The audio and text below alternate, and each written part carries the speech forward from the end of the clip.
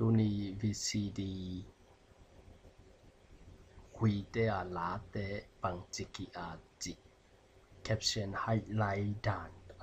tomin tom ong hil ning ong dong te a ding in tampi phat tuam na om ding chi lamen hai thole masai na Adobe Premiere Pro CS3 CS4 CS5 nei ten na hongul la kintu ni CS4 to ong hil ning bang ma nei nai kan new project pa in can test one chi nei ka test one a hong ning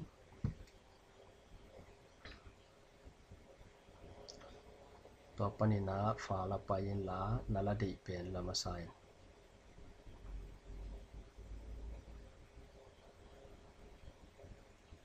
thon kham la khat to ong hil ning tenga nala dei pen ka in la audio wana ko in la ong chin i la pen a vekin ong hil lo ding inga a ki thei tel na ding ina tom no khat tang khat khong to ong hil ding hi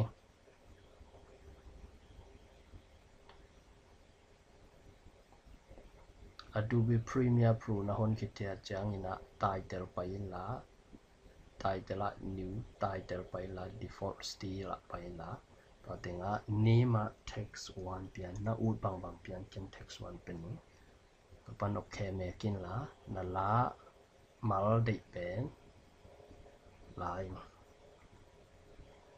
ken no pera te sa a tang khat kan ai te to te copy paste jiao jiao ning an text pa in la itenga akia sa nang dei da no mina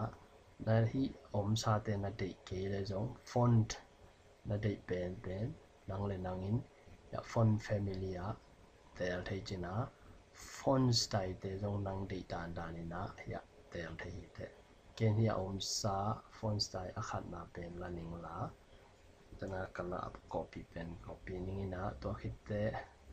na dei na kai no ble tenga selection tool v mia no pen telin la to pan na dei na kai na font size na kheng no ble text tool la na lai mal teng telin la Microsoft Word Office te na za dan ma na select all in la to pan ina ya na font size pen double click in la sign pian panina selection tool pen la la ala ya ko in to pan hi khak le chin tenga na ki save di na text one to na text one pen tena na la mal de nam to na text one pen right click in la paste le the text one na copy pen rename in double click in la copy text one chi mahang yam chi le ten jang lang hi copy text one pen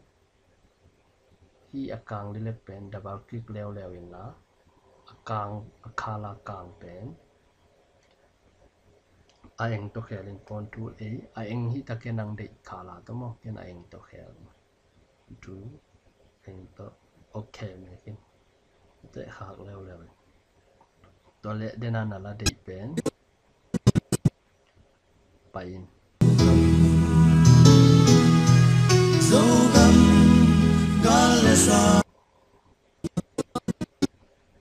in dena text one pen ya pain hi neo na sak le tenga ma tham la ya gol sang nam ni chang khong hi le mo ki tel li ana na copy text pen copy leo la hi na ko to le hi lai pen akang pen aeng to highlight no mi chang ina video effect pa in la lo tenga transform by legend crop modite i crop pen kai la dena copy text one tunga koi to copy text one na koi kitte effect kon tu la by legend crop modi hi to crop na mu chang ina raya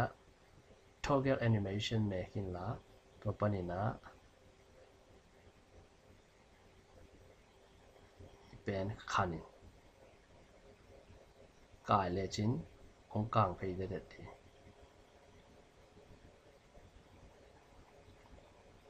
to khit chang ina na la pen hong in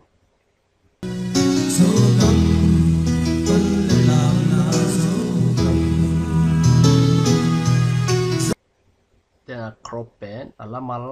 to nong tun chang ina le kai leo leo in le kai le chin dam damang hai lai di tua danin dam damin nakisin leo chin tampi tak athei nom te ading ina la u khui thau nom te adin tampi tak ong hu ding chi lamet na hi na sorry ma ei tua ka bol lai takin ka computer program tamran lua ing ina ong kia hi te mai lama akiching zo ding in ong lak in lungdam